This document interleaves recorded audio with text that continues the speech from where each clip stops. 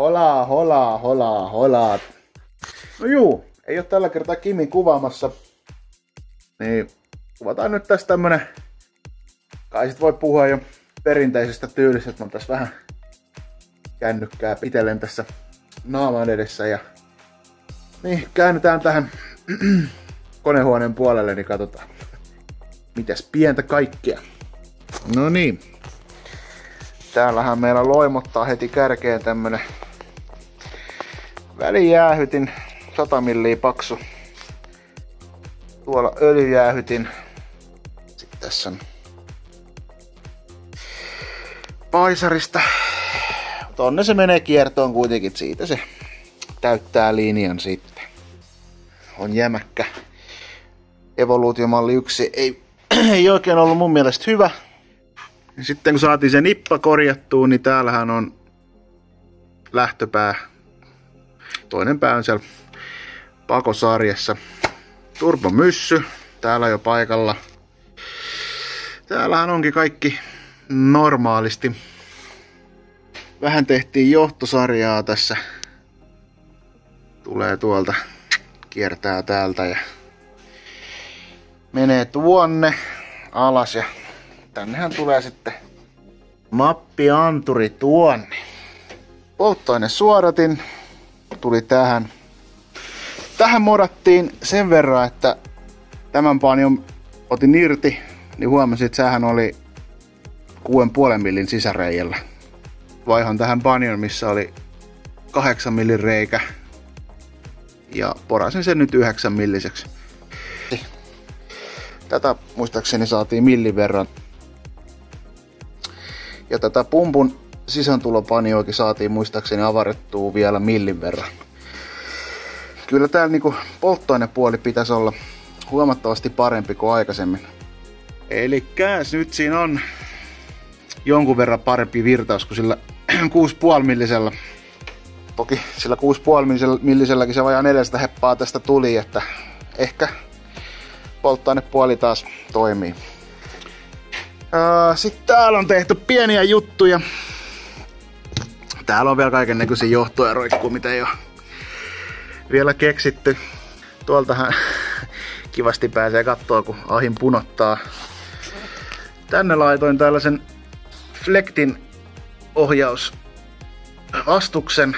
Se on tossa noin. Minäpäs otan kuule lampun tuolta, niin näytän vähän valoa tuolla perällä näkyy. Vähän huonosti, mutta no näkyy raidetangon lähtö. Mä muutin ne orkkikset pois ja ne muuttui nyt tollaseksi jikkimalliseksi. Siitä sitten mennä auton alle, niin mä voin kertoa vähän lisää. Itse asiassa ei mennä vielä auton alle, kun mennään tähän takakonttiin. No niin. Täällähän meillä on, jos sotku ei oteta huomioon, niin täällä on meillä tommonen akkuteline täällä. Polttoainepumppu on tuosta noin. Otetaan täältä vähän. Noin, siitä menee polttoaine, tulee ja menee.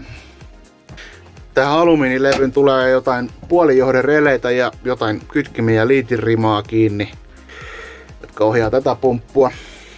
Ja tätä pumppua tässä näin. Tämä pumppu tässä on ohjaustehostimen pumppu. Ja tästä nämä 2 letkua, tosta noin, menevät tuolta korista läpi tunneliin. Ja niin kuin tosta näkyy, niin vähän on sisustaakin purettu jo tuolta. Tuolta vedetään sitten akulle sähköt ja jotain ohjauskarvaa ja kaikkea tällaista pientä. Mutta eiköhän nyt mennä ylös.